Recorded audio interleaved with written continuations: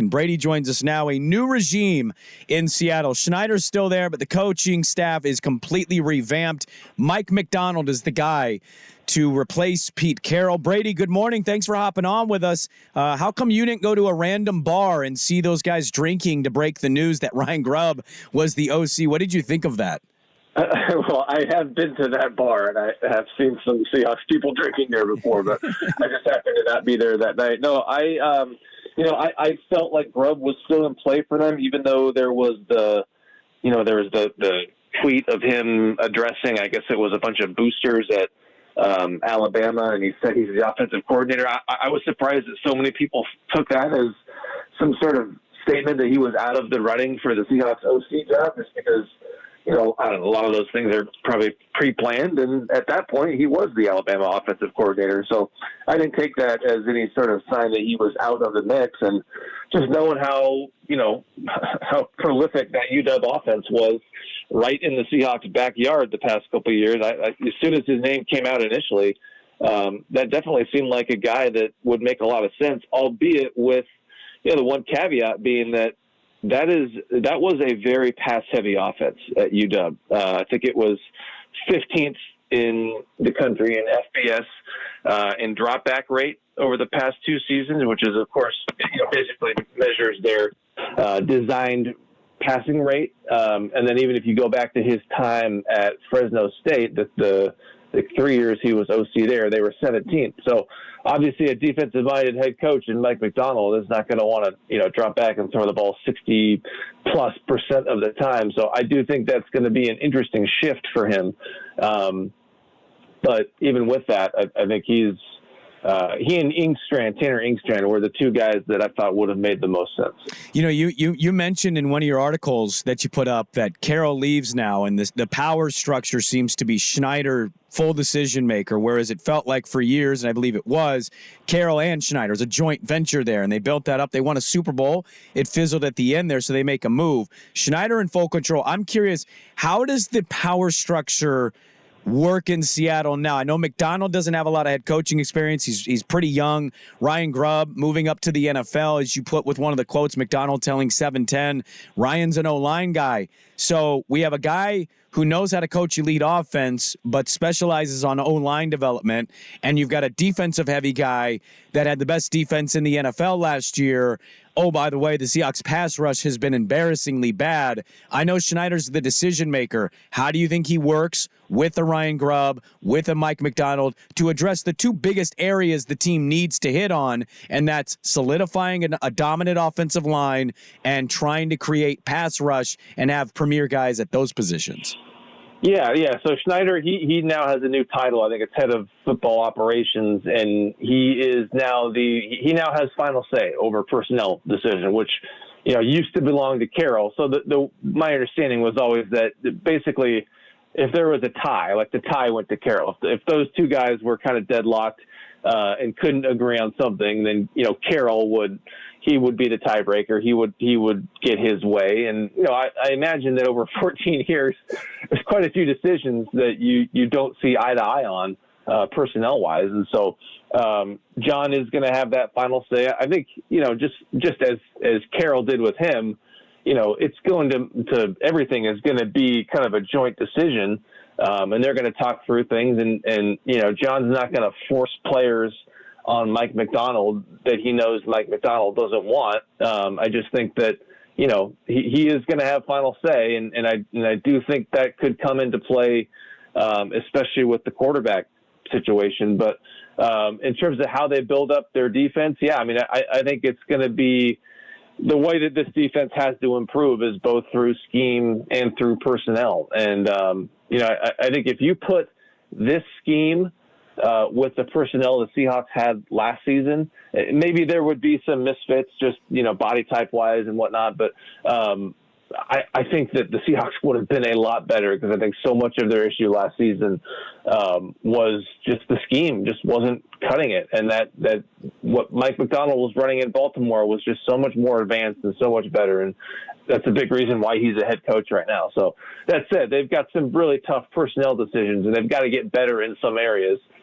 particularly up front. Obviously, the two inside linebackers are both free agent. So they're going to have to find some upgrades. But I do think that just the scheme alone, even if it eventually, even if it ultimately takes some time to take hold in Seattle, I do think that will do a lot of the work for them. Brady Henderson, ESPN, is our guest here. Covers the Seahawks, does a great job for them on Twitter at Brady Henderson. It is draft season, so that means everybody is telling you who they should take, and this is definitely the player they should take. I don't know what position you think they're leaning on, but I want to ask you, they pick up the $12.7 million option for Geno. The deadline was today, and so as you note on ESPN.com, if they were to have picked that up, it means he's going to be back. They do, and so here we go. Geno Smith is back. I don't know what the future of Geno is, if this is going to get back to what it was 2 years ago, if they can shore some things up, but a lot of people, because Ryan Grubb, Brady, they're connecting the Michael Penix dots. Do you think the Seahawks are going to look to acquire a quarterback in the first couple rounds of this draft? Or do you think they're trying to address a couple other things, maybe think about the quarterback, but we're not really sure there? Where do you think they ultimately land? Does Penix make sense for them as somebody who can sit behind Geno for a year or two? How do you view the quarterback spot for Seattle? Yeah, well, just to clarify with Geno, I don't think he's a lock to be back next season. Now, the way basically what happens today is his $12.7 million base salary for next season becomes fully guaranteed. So at the time he signed it, it was only guaranteed for injury. But today, assuming he's still on the roster, and the report from Adam Schefter yesterday, and my understanding as well, that they will keep him at least through this date. And so that means that his $12.7 million base salary for next season becomes guaranteed. He's guaranteed to make that, but if the Seahawks were to trade him, then he would just get that from whatever team the Seahawks trade him to. Gotcha. So the door to cut him is probably closed, but the door to trade him is still wide open, because any team that they would send him to would take on that 12.7. And if you traded him before his $9.6 million roster bonus is due on March 18th, that's the other big chunk of money that he's scheduled to make next season. And so if they traded him before then the team they traded him to would owe him that as well. So the Seahawks would, be off scot-free in terms of the $22.5 million in all that he's scheduled to make next season. So I still very much think that the Seahawks are going to be open to trading him. And if you look at the wording of Adam Schefter's tweet yesterday, I think he was conveying that as well. So I think it goes down to, they're just not – I think they realize Geno is a good quarterback. He's a good quarterback who has been kind of up and down. He's a guy who has been great at times, a guy who's been, has gone through some rough patches over the past two seasons as well. I just think there's a question of, is he a guy who can lead you to a Super Bowl? I think they realize that he's better than a ton of the other options, and that I've talked to people in the building who think that, he's got top 10, top 8 potential. And then if you just look at his total QBR, it was 7th in 2022, and then he dipped a little bit to 14th last season. So, the numbers would say that as well. I just do think that there's a question of, is he a guy that can get you all the way to a Super Bowl and win it? And if they don't think so, then I think they could, to your question, look to draft a quarterback this year. Now, I do think that they are so they pay such attention to it. It's such a big deal for them, like positional value, and not just positional value, but, roster value. So in other words, like going back to last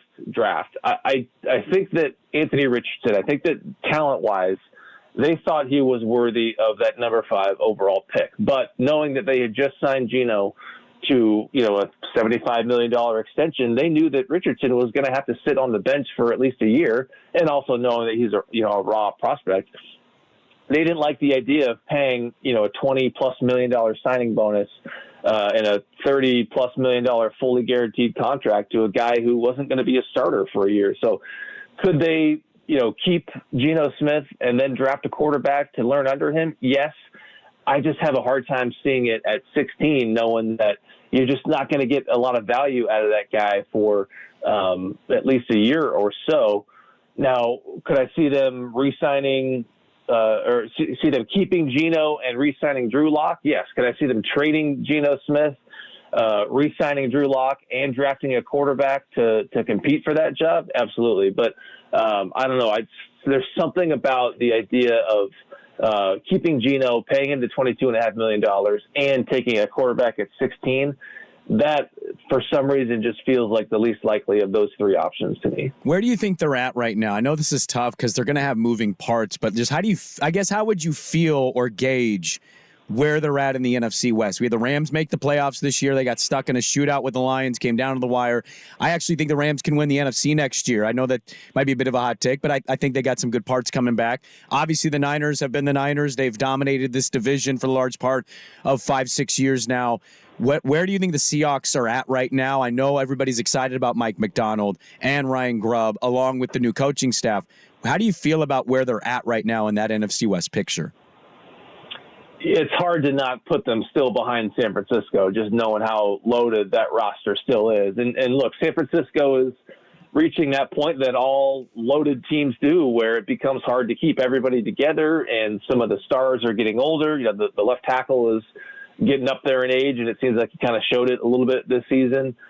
You just got a very top-heavy roster there, and obviously, you know, the quarterback, he's still got another year left on his rookie deal, so they don't have to pay him, but they got to pay Ayuk. And so, McCaffrey's getting up there, I think, close to 30 years old. So even all that said, like, I still think that they are a far superior team than the Seahawks. But, I think with the scheme that the Seahawks are going to bring in and the new coach, I think that could help close the gap. The problem is, we've seen over the last two seasons, it was just such a massive gap that you just can't close in one off season or even two off seasons. And so I still think that, they're not going to be as good as San Francisco, but, maybe they catch back up to the Rams. And, I don't think the Rams were more talented than the Seahawks last season. I just think they were much better coached.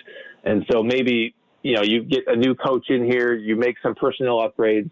I could definitely see them, retaking that number 2 spot back from the Rams. And look, there was not a huge gap between those teams. I mean, the Rams beat them twice, but that second game in LA came down to a very makeable missed field goal at the end and kind of a botched 2-minute drive that they should have executed. And so, I think they could be better than the Rams next season. I think a lot would have to go right for them to overtake the 49ers. So I'll get you out of here on this one, Brady, because I do appreciate the time this morning. I know you're super busy. I'm kind of putting you on the spot of just mock stuff because everybody's reading everybody's mocks. The last one I saw from ESPN was Field Yates's. He has Brock Bowers to the Seahawks.